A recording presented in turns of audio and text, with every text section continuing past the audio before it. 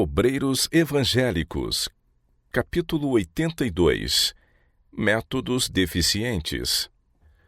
Há muitos homens de espírito bom, inteligentes relativamente às Escrituras, cuja utilidade é grandemente prejudicada por seus métodos deficientes de trabalho.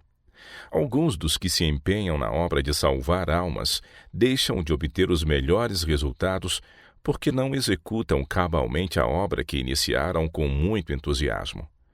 Outros se apegam tenazmente a ideias preconcebidas, dando-lhes preeminência, deixando por isso de conformar seus ensinos com as necessidades reais do povo. Muitos não compreendem a necessidade de se adaptarem às circunstâncias e ir ao encontro do povo. Não se identificam com aqueles a quem desejam auxiliar em atingir a norma bíblica do cristianismo. Alguns deixam de ter êxito porque confiam unicamente no poder do argumento e não clamam sinceramente a Deus em busca de sua sabedoria para dirigi-los e de sua graça para lhes santificar os esforços.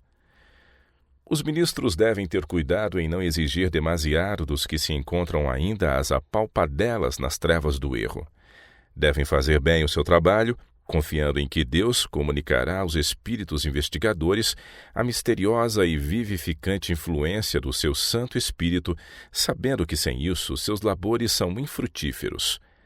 Cumpre-lhes ser pacientes e sábios no lidar com o espírito das pessoas, lembrando-se de quão múltiplas são as circunstâncias que têm desenvolvido tais traços de caráter nos indivíduos. Devem se guardar estritamente também para que o eu não tome a supremacia e Jesus seja deixado à margem da questão. Alguns ministros deixam de ter êxito porque não consagram inteiramente seu interesse à obra, quando muito depende de um esforço persistente e bem dirigido. Não são verdadeiros obreiros, não prosseguem em sua obra fora do púlpito. Eles faltam ao dever de ir de casa em casa e trabalhar sabiamente no círculo da família. Necessitam de cultivar aquela rara cortesia cristã que os tornaria bondosos e cheios de consideração para com as almas ao seu cuidado, trabalhando por elas em verdadeira sinceridade e fé, ensinando-lhes o caminho da vida. Há no ministério homens que obtêm aparente êxito dominando os espíritos por meio de influência humana. Eles jogam à vontade com as emoções, fazendo os ouvintes chorar e dentro de alguns minutos rir. Com um trabalho dessa espécie, muitos são, por impulso, levados a professar a Cristo e supõe-se haver um maravilhoso reavivamento, mas, ao sobrevir a prova, o trabalho não perdura. Os sentimentos são excitados e muitos são levados com a onda que parece dirigir-se para o céu, mas, na forte corrente da tentação, volvem atrás como um galho flutuante. O obreiro se engana a si mesmo e extravia seus ouvintes. Os ministros se devem acautelar para não impedir os desígnios de Deus com planos próprios.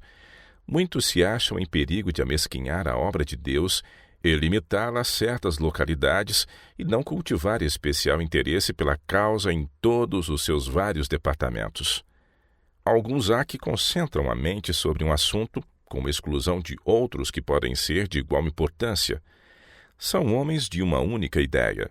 Toda a energia de seu ser se concentra sobre o assunto em que a mente é exercitada no momento. Esse tema favorito é a sua preocupação, seja pensando, seja a palestrar. Todas as outras considerações se perdem de vista. Toda a prova que se relaciona com aquele assunto é ansiosamente apreendida, sendo considerada por tanto tempo que as mentes se fatigam em segui-la.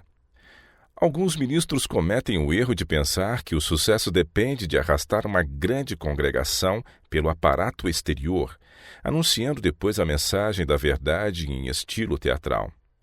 Isso, porém, é empregar fogo comum em lugar de fogo sagrado ateado por Deus. O Senhor não é glorificado por essa maneira de trabalhar.